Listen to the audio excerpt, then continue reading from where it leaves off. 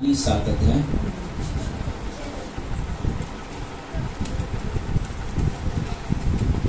इब्रानी 7 अध्याय 23, 24, 25 वचन।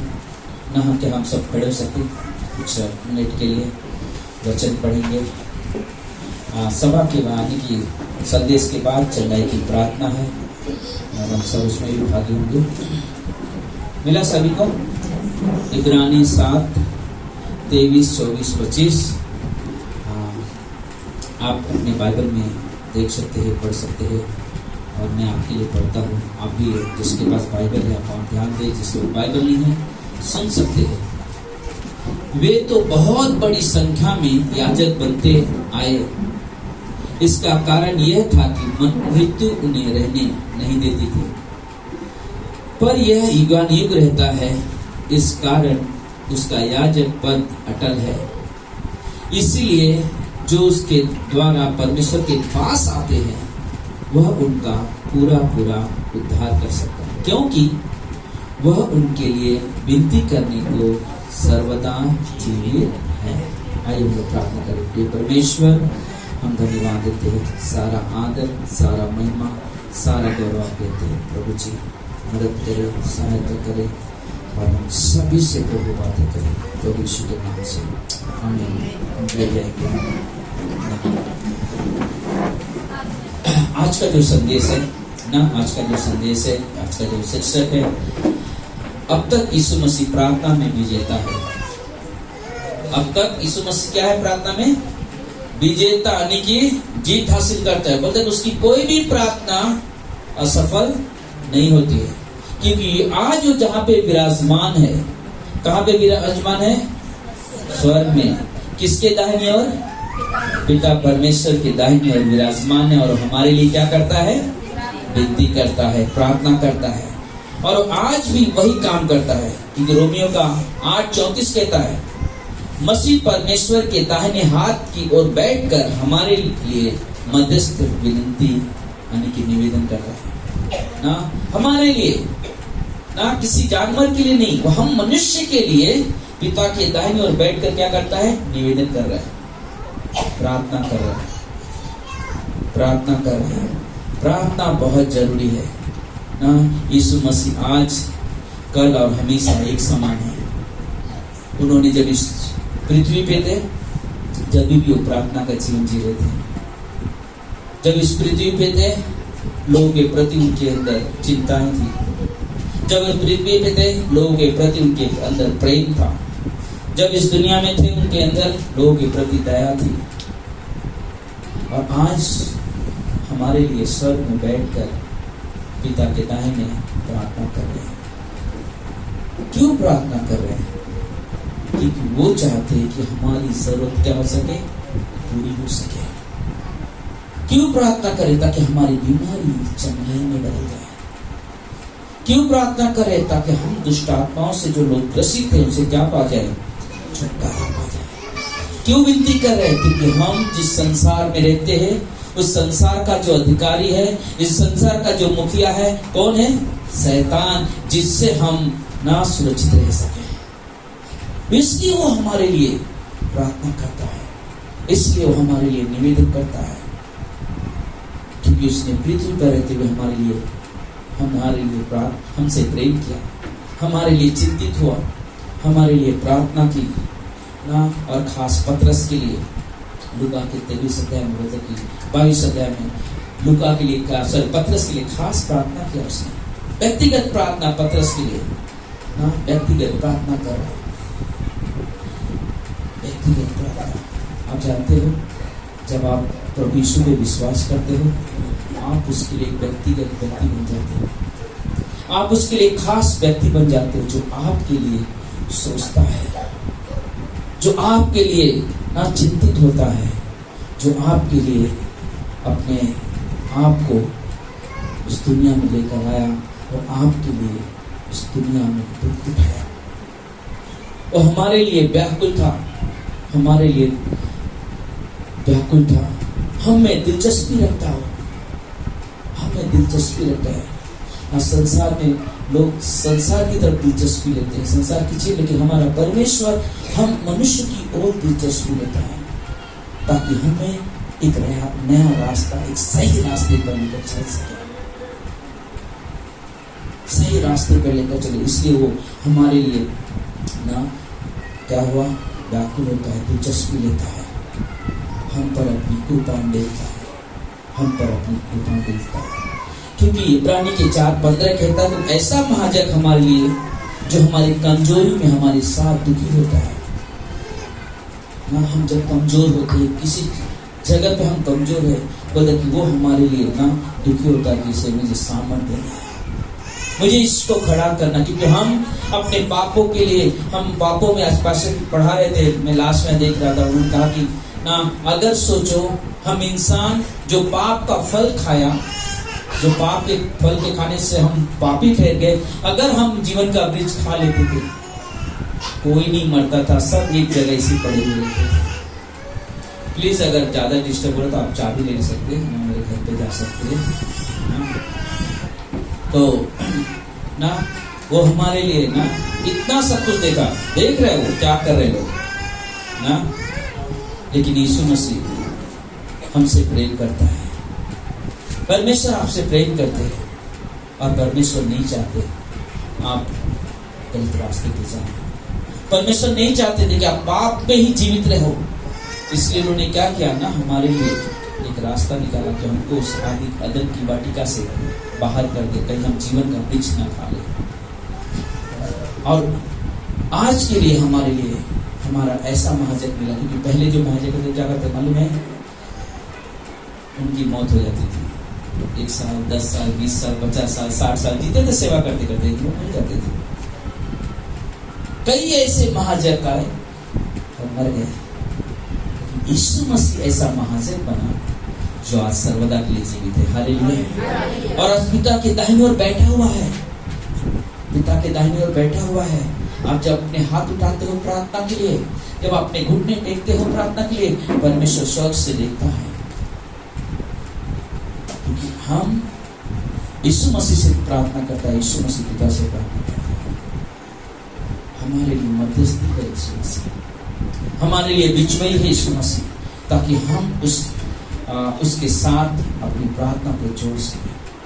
क्योंकि मालूम है यीशु मसीह इब्रानी के 4:16 कहता है, इसलिए आओ हम अनुग्रह के सिंहासन के निकट ही आओ बांध कर चले कि हम पर दया हो और वह अनुग्रह पाए जो आवश्यकता के समय हमारी सहायता कर सके। हम उस सिंहासन के पास जाते हैं प्रार्थना करने के लिए, जहां पे हमें विश्वास, यहाँ पे हमें मदद मिलेगी, यहां से हमें सहायता मिलने वाली है। मेरी प्रार्थना, हमारी प्रार्थना व्यर्थ नहीं जाएगी, हमें विश्वास है। इसलिए हम उस सिंहासन के पास जाते हैं जहां हमें आवश्यकता के समय हमारी मदद मिलती है। हालेलुया। और उस सिंहासन के पास जब भी हम जाते हैं, जब भी आप जाते हो, हमारा जाना वहां पे व्यर्थ नहीं होता है, क्योंकि आपके अंदर एक विश्वास है कि हमारा प्रभु सिंहासन पे विराजमान है। हालेलुया। हमारा परमेश्वर सिंहासन पे विराजमान है, और हम जब जाएंगे उसके सामने, जब हम उसके लिए उससे प्रार्थना करेंगे और वो प्रार्थना सुनी जाएगी, क्योंकि हम जब प्रार्थना करते हैं पिता सुनता है, इसलिए क्योंकि हम यीशु के नाम से मांगते हैं। हालेलुया। इसलिए हम जरूरी कि हम इस तरह से परमेश्वर के साथ चले। हमारे लिए उसकी मध्यस्थता है कि प्रार्थना जब हम उसके सम्मुख पहुंचते हैं ना, सम्मुख पहुंचते हैं, उससे बातें करते हैं ना, उससे बातें करते हैं, दर्द भरा समय में हम सिंहासन के पास जाते हैं और उसकी उपस्थिति को हम महसूस करते हैं ना, महसूस करते हैं। और जब वर्शिप होता है, जब आराधना होता है, और तो हम लोग महसूस करते हैं परमेश्वर हमारे इस हाल में उपस्थित है, और हम उस उपस्थिति में है, उसकी आराधना, उसकी प्रशंसा, उसकी बड़ाई करते हैं। एक बार एक व्यक्ति बोल रहे कि अरे तुम परमेश्वर पर कहाँ है, परमेश्वर दिखाओ मुझे। मैं बोला आप मुझे हवा दिखा सकते हो? अरे वो कैसे दिखेगा, आप तो महसूस किया जाता है। मतलब वैसे ही मैं अपने परमेश्वर को भी महसूस करता हूँ। मेरा परमेश्वर जहाँ पे भी हम खड़े होते हैं, जहाँ पे भी आप खड़े होते हैं, हम उसकी उपस्थिति को महसूस करते हैं। और उसकी उपस्थिति में महसूस होकर आराधना करते हैं, उसकी प्रशंसा करते हैं, उसकी बड़ाई करते हैं, क्योंकि वो हमारे साथ हमारे दुखों में दुखी होता है। वो हमारे साथ हमारे दुखों में दुखी होता है, हमारे दुखों में दुखी होता है। एक व्यक्ति से बात कर रहा था, उस व्यक्ति ने कहा,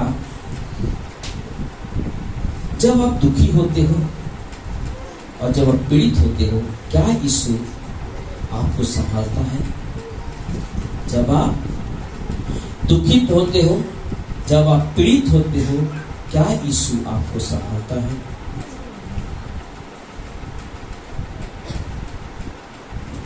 जवाब क्या होना चाहिए? हाँ, यीशु मुझे दुखों में, मेरी पीड़ाओं में मुझे संभालता, क्योंकि मैंने उस चीज का अनुभव किया है। जब आप उस चीज का अनुभव करोगे तो आप गर्व से करोगे, मैं विश्वास करता हूं कि मेरा यीशु मेरे दुख में, पीड़ाओं में मेरे साथ क्या करता है? मुझे संभालता है। हालेलुया। जब हमने उस चीज का अनुभव नहीं किया तो हम कैसे बोल सकते कि यीशु मुझे संभालता है? लेकिन हमने अनुभव किया है, हमने उस हालात को देखा है ना। मैं जानता हूं वो मुझे संभालता है, मैं जानता हूं उसकी उपस्थिति कब मिलती है, और आप भी और हर एक विश्वासी जानता है कि उसकी उपस्थिति कब मिलती है। और उसकी उपस्थिति में हम सब मिलकर उसकी आराधना, उसकी बड़ाई, उसकी जय जयकार करते हैं। आज एक स्टोरी आपको बताता हूं। एक औरत अपनी बहुत पीड़ा में है,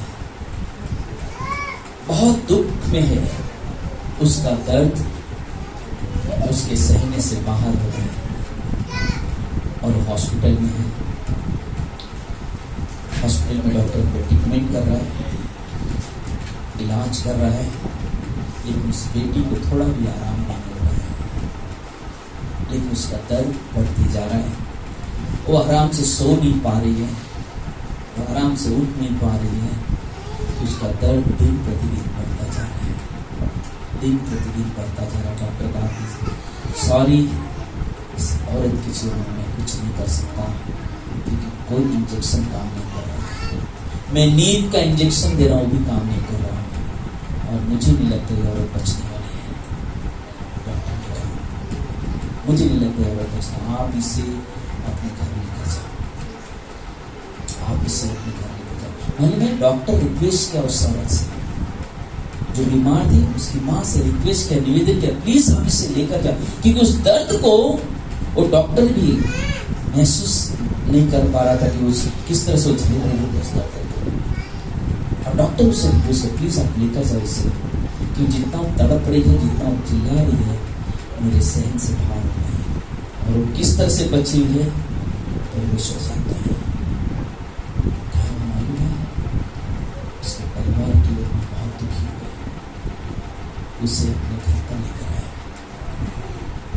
अपने घर पर लेकर आए, और तड़प रही है, रो रही है, कोई सहारा नहीं दिखाई दे रहा है, कोई सहारा नहीं दिखाई दे रहा है। लेकिन उसकी माँ ने यीशु के बारे में सुना था, उसकी माँ ने यीशु के बारे में जानती थी कि अगर यीशु के पास जाते हैं जो लोग, यीशु उनकी पूरा ध्यान रखता है, यीशु उनके ऊपर दया करते हैं। में क्या हुआ, उसने पास्टर को बुलाया, प्रार्थना हुआ, जो दर्द वो सह रही थी, जिस पीड़ा से वो गुजर रही थी, एक प्रार्थना में उसने अपने जीवन में यह एहसास किया, कोई है जो मेरे समय मेरे पास जो मुझे शांति दे रहा है, कोई है मेरे पास जो मेरे दर्द को अपने ऊपर ले लिया और मुझे बच्ची नहीं दे दिया। और 2 मिनट में लड़की सो गई। हालेलुया। 2 मिनट में सो गई। क्यों? क्योंकि परमेश्वर आपकी हमारी प्रार्थना को सुनता है। हालेलुया। और उस समय मैंने उस प्रार्थना, जब प्रार्थना करने के लिए कौन था वहां पे?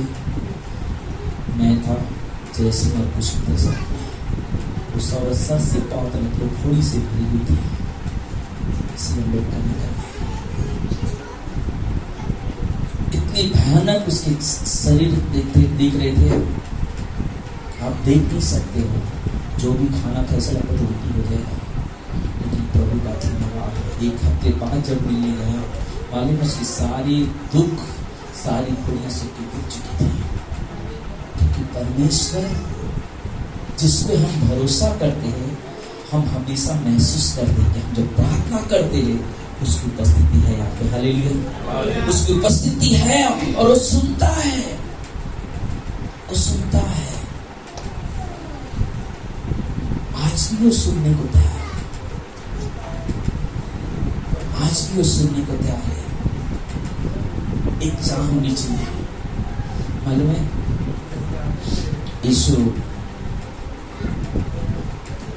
यीशु मसीह घूमते हुए बैतसैदा तालाब के पास गए।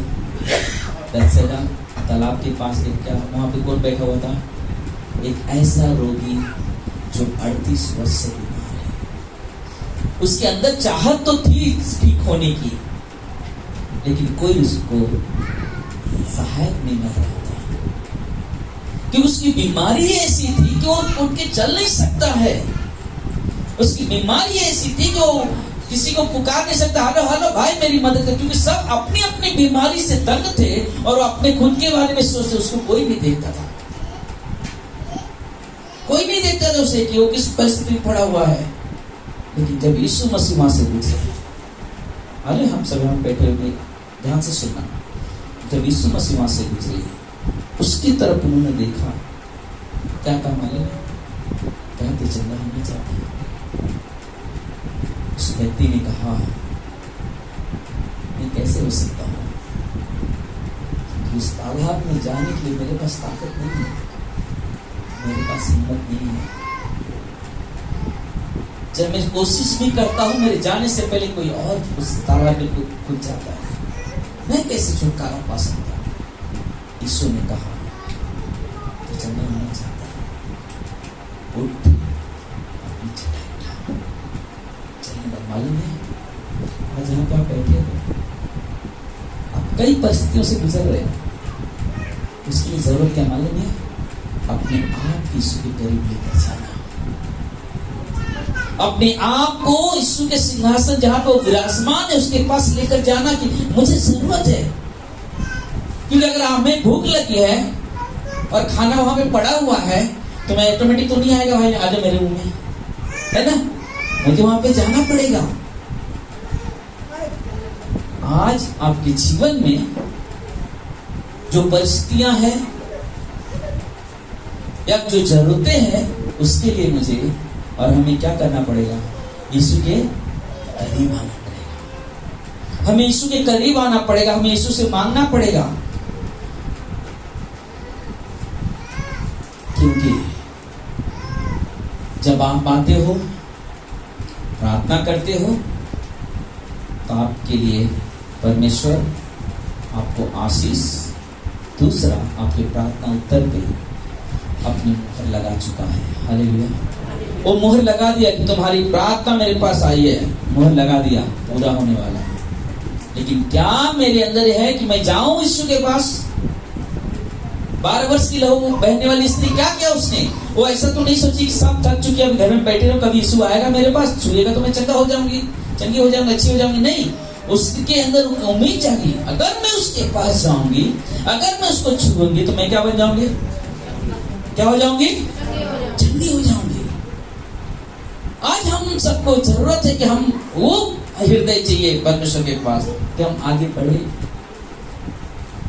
जैसे हम इस सभा में आते, अपने घरों से निकलते, इस घर में आते हैं, मतलब वैसे ही प्रार्थना के लिए प्रभु के सामने का आना, परमेश्वर के करीब आना, और परमेश्वर से परमेश्वर में की जरूरत है। और आपकी प्रार्थना कभी भी अनसुनी नहीं होगी, क्योंकि यिर्मयाह का 29 में कहता है, 29 में, कि जब तुम मेरे पास आओगे, कैसे आओगे? कैसे आओगे? संपूर्ण मन से, संपूर्ण मन से आओगे। और यीशु मसीह आपकी प्रार्थना को सुनने को तैयार है। यीशु मसीह आपकी प्रार्थना को सुनने को तैयार है, क्योंकि मालूम है यीशु मसीह जब क्रूस पे बलिदान हुआ, शैतान की हर एक ताकत को चकनाचूर कर दिया। जब यीशु मसीह मृत्यु पर विजय हासिल किया तो उसके सारे करनी को साफ कर दिया, शैतान कुछ नहीं कर पाता। जब यीशु मसीह जी उठा, जी उठने के बाद जीवंत होकर विजयी होकर स्वर्ग पे उठा लिया गया। क्या हो गया? स्वर्ग पे उठा लिया गया। और आज वो स्वर्ग के पार, स्वर्ग में पिता के दाहिनी ओर बैठकर आपके लिए, जिस जहां पे उसने क्रूस पे जान दिया, आपके लिए जो मृत्यु से जी उठा और आज स्वर्ग में विराजमान हमारे लिए विनती करता है। हालेलुया। परमेश्वर प्रार्थना करता है, यीशु मसीह प्रार्थना करता है। और इसलिए हमें विश्वास होना चाहिए, हमारे दृढ़ता में नहीं मेरी प्रार्थना की व्यर्थ नहीं जाएगी। मेरा प्रभु जब प्रार्थना कर रहा है तो मैं करूंगा तो क्यों नहीं सुनेगा परमेश्वर प्रार्थना? मुझे परमेश्वर के पास जाना है, मुझे परमेश्वर के पास जाना है, क्योंकि मालूम है और कोई नाम नहीं है जिसके नाम से मेरी प्रार्थना सुनी जाए। ना उस पूरे पृथ्वी पे, ना तो इस पृथ्वी पे, ना तो इस स्वर्ग पे कोई दूसरा नाम नहीं है जिस नाम से कहो कि मेरी प्रार्थना सुनी जाए। नहीं सुनी जाएगी, क्योंकि मेरे यीशु के नाम में वो सामर्थ है। उसने कहा है जब मेरे नाम से जो भी मांगोगे तुम्हें क्या होगा? मिलेगा। उसका वादा है। तो हमारा काम क्या है? उसके नाम से मांगना, उससे विनती करना, उससे प्रार्थना करना, प्रभु मेरी मदद करो, प्रभु मेरी सहायता करो, और प्रभु वो सारी चीजें हमें देगा जो हमारी जरूरत है, जो हमारी जरूरत है। आखिरी में इफिसियों का 1 अध्याय 20 से 22 जब आप पढ़ोगे, मैं शॉर्ट में बताता हूँ आपको। महिमा युक्त पिता ने मसीह को मरे हुए में से जिलाकर स्वर्गीय स्थानों में अपनी दाहिनी ओर सब प्रकार का अधिकार दिया। पिता ने सब कुछ उसके पांव तले कर दिया और सब कुछ के ऊपर उसको श्री रोमणी ठहराया, यानी कि सबसे ऊपर महान ठहराया। सब चीजों पे अधिकार है यीशु का, सब चीजों पे अधिकार है। क्योंकि जब तूफान आता है, जब यीशु आवाज देता है, तूफान क्या होता है? थम जाता है, थम जाता है। जब रोग आता है, जब यीशु कहता है कि ठीक हो जा, तो उससे क्या होता है? ठीक हो जाता है। जब कोई समस्या से गिर जाता है, अकाल पड़ा हुआ रहता है, परमेश्वर कहता है कि तू उसके पास जा, अपने दास को भेजता है और बोलता तू उससे जाके बोल, चिंता मत कर, तेरे घड़े का मैदा खत्म नहीं होने वाला है, तेरी कुप्पी का तेल खत्म नहीं होने वाला है, क्योंकि जो परमेश्वर मुझे यहाँ पर भेजा उसका वादा है, क्योंकि वो जीवित है। और कहा है उसने कि जब तक इस पृथ्वी पे मेघ न बरसे, जब तक अनाज न उगे, जब तक उसकी कटनी ना हो जाए, जब तक वो किसाने लायक ना हो जाए, तब तक तेरे घड़े का मैदा खत्म नहीं होगा। हालेलुया। क्योंकि परमेश्वर आज वही काम कर रहा है, कभी नहीं खत्म होने वाला है, कभी नहीं खत्म होने वाला है। आप विश्वास से मांगो, उम्मीद से मांगो। आप ये मत सोचो प्रार्थना किया तो क्या होगा, क्या नहीं, सीधा होगा ना, होगा, हमें विश्वास होगा। क्योंकि हमारा आप वो महाजक वो नहीं कि मुझे अगले साल इंतजार करना पड़ेगा, वहां जाएगा वापस न्याय होगा, मेरे पाप क्षमा। नहीं, यीशु मसीह एक ही बार हमारे लिए क्रूस पर बलिदान हो गया, हमारे पाप को साफ कर दिया। आज हमारे लिए क्रूस से कब्र में गया और तीसरे दिन जी उठा और जाकर पिता के दाहिने और स्वर्ग में विराजमान है। हालेलुया। और आज आपकी तरफ अपने हाथ फैलाकर खड़ा है कि आप आओ उसके पास, आप उससे मांगो, विनती करो, प्रभु मेरी ये समस्या है, आप मांगो, प्रभु मेरी ये प्रार्थना है, मेरी तरफ दृष्टि डालो, मेरी पुकार को सुनो। और मैं विश्वास करता हूँ आज परमेश्वर आपकी प्रार्थना सुनने को तैयार है। हालेलुया। परमेश्वर आपकी मदद करने को तैयार है, लेकिन क्या हम तैयार हैं उसके पास आने के लिए? क्या हम तैयार हैं उसके पास आने के लिए? एक जोरदार ताली देंगे परमेश्वर को। अपनी जगह पे खड़े हो जाएंगे हम सब अपनी जगह पे खड़े हो जाएंगे। इस पर